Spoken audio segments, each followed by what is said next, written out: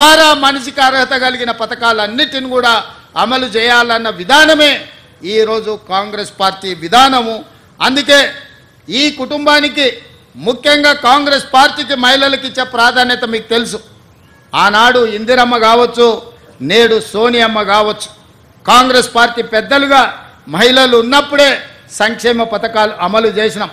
అందుకే ఈరోజు ఈ ఫ్యామిలీ డిజిటల్ కార్డులో కుటుంబ పెద్దగా మహిళలనే ముందు పెట్టినము. మహిళ చేతిలో కుటుంబ పెత్తనం ఉన్నప్పుడే ఆ కుటుంబం బాగుపడుతుంది, ఆ కుటుంబానికి వచ్చిన సంక్షేమ పథకాలు అమలు జరుగుతాయని విశ్వసించి ఈరోజు కుటుంబ పెద్దగా ఆ కుటుంబంలో ఉన్న పెద్ద మహిళను కుటుంబ పెద్దగా ఈరోజు పొందుపరిచినము. మహిళలకు మేము ఇస్తున్న ప్రాధాన్యత ఆర్టీసీ బస్సులో ఉచిత రవాణా సౌకర్యమే కాదు, ఈరోజు ఇండ్ల పట్టాలు ఇవ్వాలన్నా మహిళల పేర్ల మీదనే ఇస్తున్నాం. ఇందిరమ్మ ఇండ్లు ఇవ్వాలన్నా మహిళల పేరు మీదనే ఇస్తున్నాం.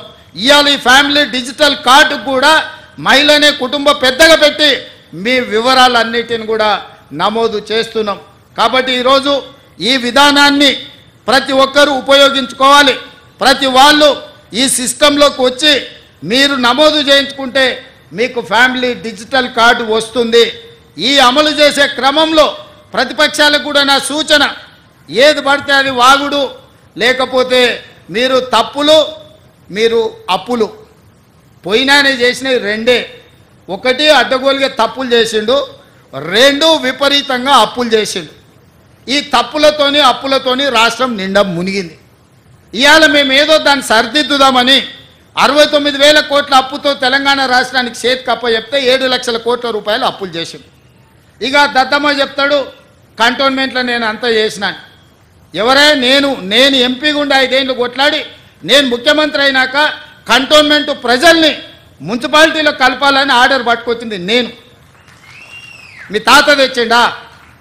ఎలివేటెడ్ కారిడార్ ఆర్మీ ప్రాంతంలో రోడ్లు ఇబ్బంది జరిగి ఈ ప్రాంతం పెండింగ్ ఉంటే భూమికి భూమి బదలాయింపు కింద ఇచ్చి ఆర్మీతో నేను మాట్లాడి రాజ్నాథ్ సింగ్ నేను కలిసి ఎలివేటెడ్ కారిడార్లకు దాదాపుగా 194 ఎకరాల భూమిని బదలాయింపజేసి ఈ కంటోన్మెంట్ ఎదుర్కొంటున్న ట్రాఫిక్ సమస్యను శాశ్వతంగా పరిష్కరించడానికే ఎలివేట్ కారిడార్స్ కోసం మనం అనుమతి తీసుకొచ్చినాం.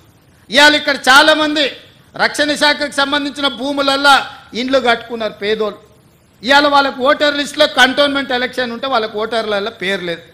వాళ్ళు కనీసం ఓటు హక్కు కూడా తీసుకురాలేదు. 10 ఏళ్ళు ముఖ్యమంత్రిగా ఉండి 10 ఏళ్ళు రాష్ట్రంలో అధికారం చెలాయించి ఇవాళ అందుకే వాళ్ళకి శాశ్వతమైన ఓటు హక్కు తీసుకురావాలంటే ఈ రక్షణ శాఖ భూమిని తెలంగాణ రాష్ట్ర ప్రభుత్వం బదిలీ చేసుకొని తెలంగాణ రాష్ట్ర ప్రభుత్వం రక్షణ శాఖకు ఆల్టర్నేట్ ల్యాండ్ ఇచ్చి ప్రత్యామ్నాయంగా భూమినిచ్చి భూమిని బదలాయించి ఈ ప్రాంతంలో ఉన్న పేదలకు ఇళ్ళ పట్టాలు ఇవ్వాలని ఇవాళ మేము నిర్ణయం తీసుకున్నాం.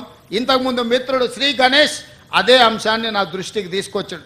మా రెవెన్యూ శాఖ మంత్రి గారు నాకు చెప్తున్నారు, అన్న ఎంత భూమి అయినా బదలాయించు, వాళ్ళందరికీ పట్టాలు ఇవ్వాలి అని.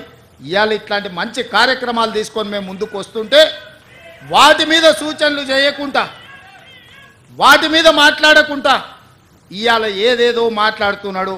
ఆయన మాటలకు మీకు అందరికీ అర్థమై ఉంటుంది. అధికారం కోల్పోవడంతో విచక్షణ కూడా కోల్పోయింది. ఏం మాట్లాడుతున్నాడో ఎందుకు మాట్లాడుతున్నాడో నాకైతే అర్థం కాలే. 10 ఏళ్ళు మీరు ఉన్నారు, 10 ఏళ్ళు ఏలినరు, నిరుద్యోగుల ఉసురు పోసుకున్నారు, మీ ఉద్యోగం వాళ్ళు ఊడగొట్టారు. ఈ ప్రభుత్వం వచ్చినాక 90 రోజుల్లో 30,000 ఉద్యోగాలు ఇదే ఎల్బీ స్టేడియంలో ఒక్కొక్కరికి పేరున పిలిచి వాళ్ళకు ఉద్యోగాలు ఇచ్చింది ప్రభుత్వం కాదా? మరో 35,000 ఉద్యోగాలు ఈ డిసెంబర్ లోపల ఇవ్వాలని నిన్నగాక మొన్న 11,062 మంది టీచర్ ఉద్యోగాల ఫలితాలు ప్రకటించి రేపు 9 తారీఖు నాడు అదే ఎల్బీ స్టేడియంలో పేదలకు విద్య చెప్పే ఈరోజు టీచర్ల నియామకాలు ప్రభుత్వం చేపట్టబోతుంది. అదేవిధంగా వైద్య రంగంలో వేలాది మంది పోస్టుల పారామెడికల్ సిబ్బందిని మన ప్రభుత్వం వచ్చినాక నియమించింది. ఇవాళ ఒక్కొక్క సమస్యను పరిష్కరించుకుంటూ హైదరాబాద్లో ట్రాఫిక్ సమస్యను పరిష్కరించుకుంటూ హైదరాబాద్కు వచ్చిన వరదల్ని పరిష్కరించుకుంటూ హైదరాబాద్ కూరుకుపోతున్న బురదలో నుంచి నగరాన్ని కాపాడాలని ఒక మంచి ఆలోచనతోని ముందుకు వస్తే దాని మీద కూడా బురద జల్లుకుంటూ తిరుగుతున్నారు బామర్దులు. నేను అంటున్న కిరాయి మనుషులతో మీరు చేసే హడావిడి తెలంగాణ సమాజం నిశ్చితంగా గమనిస్తుంది. ఇవాళ పేదలకు అన్యాయమైందని ఏడుస్తున్నారు కదా. ఈ తెలంగాణ రాష్ట్రాన్ని